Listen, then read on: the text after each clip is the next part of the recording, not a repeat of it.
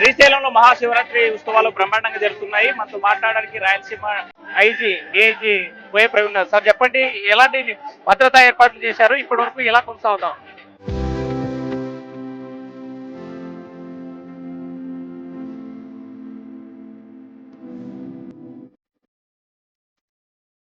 మొత్తం కట్టుదిట్టంగా 1750 మంది సిబ్బందితో భద్రతా ఏర్పాట్లు చేయడం అయిందండి. పాగాలంక మొత్తం భక్తులంతా క్యూ లైన్ లో కానీ స్మూత్ గా వెళ్ళటానికి, ట్రాఫిక్ ఏదైతే నియంత్రించడానికి అన్ని విధాలుగాను మనం కట్టుదిట్టమైన ఏర్పాట్లు చేయడం జరిగింది. ఈ రోజు ఇప్పటికొచ్చి రాత్రి 1 గంట 2 గంటల నుంచి ఇప్పటి వరకు 90,000 పైచిక్కల భక్తులు దర్శనం చేసుకున్నారు. తెల్లవారేసరికి ఈ యొక్క సంఖ్య 1,50,000 వరకు టచ్ అయ్యే అవకాశం ఉందని మేము అంచనా వేస్తున్నాం. తిరుగు ప్రయాణంలో వెళ్ళేటువంటి భక్తులు ట్రాఫిక్ నిబంధనలకి ఎలాంటి పాటిస్తారు?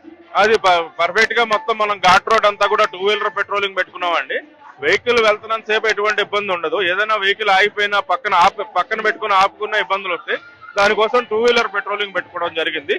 క్రింద సంవత్సరం కూడా మనం ఆ రోజు కూడా 1,10,000 1,20,000 ఉన్నారు. ఎటువంటి ఆటంకం కలగలేదు. ఈసారి ఏముండదు. ప్రారంభోత్సవంలో సంబంధించి కొంత డిస్టర్బెన్స్ జరిగింది.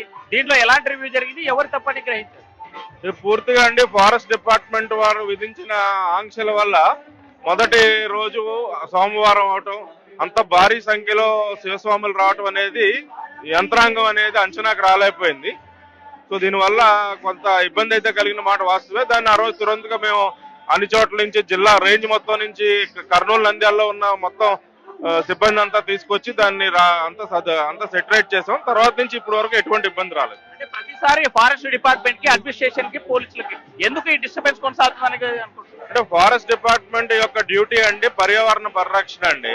సో వాళ్ళ సుప్రీంకోర్టు జడ్జిమెంట్ల ప్రకారం భక్తుల వల్ల ఈ అధిక సంఖ్యలో అటవీ మార్గాన్ని అట్టడం కానీ అదేనండి, అది మన లెవెల్ కాదు, పై లెవెల్లో చూసుకోవాల్సిన అవసరం ఉంది. భక్తికి పర్యావరణ పరిరక్షణకి ఒక సమతూకాన్ని పాటించాలి ఈ సమయంలో.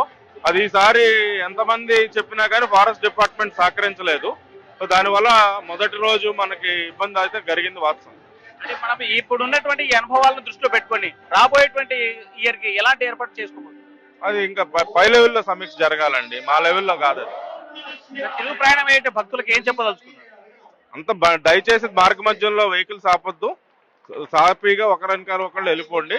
మీరు ఆపి ఇంకా అటు ఇది చూస్తే కనుక వెనకాల ఉన్న వాహనాలు ఆగిపోతాయి. కంటిన్యూస్ గా మీ మార్గం మీరు వెళ్లాల్సిన గమ్యస్థానం వైపు చూసుకుంటూ సాదాసీదాగా వెళ్ళిపోండి. భక్తులు ఎవరికి ఇబ్బంది కాకుండా ట్రాఫిక్ తిరుగు ప్రయాణం అందరూ కూడా ప్రశాంతంగా వెళ్లాలని చెప్తా ఉన్నారు. అయితే ఇప్పటి వరకు జరిగినటువంటి సుమారు 1,50,000 మంది దర్శనం చేసుకుంటారని అంచనా కూర్చొని, అయితే ఉదయం కూడా ఇంకా పరీక్ష పెరిగేటువంటి అవకాశం ఉన్నటువంటి నేపథ్యంలో ప్రతి ఒక్క భక్తుడు కూడా ప్రశాంతంగా దర్శనం చేసుకోవాలి, తిరుగు ప్రయాణంలో జాగ్రత్తగా వెళ్లాలని చెప్పి పోయే ప్రవీణ్ చెప్పేటువంటి పరిస్థితి. విడుదల చంద్రశేఖర్తో Hussain RTV Kurnool. Local to global news at your finger tips.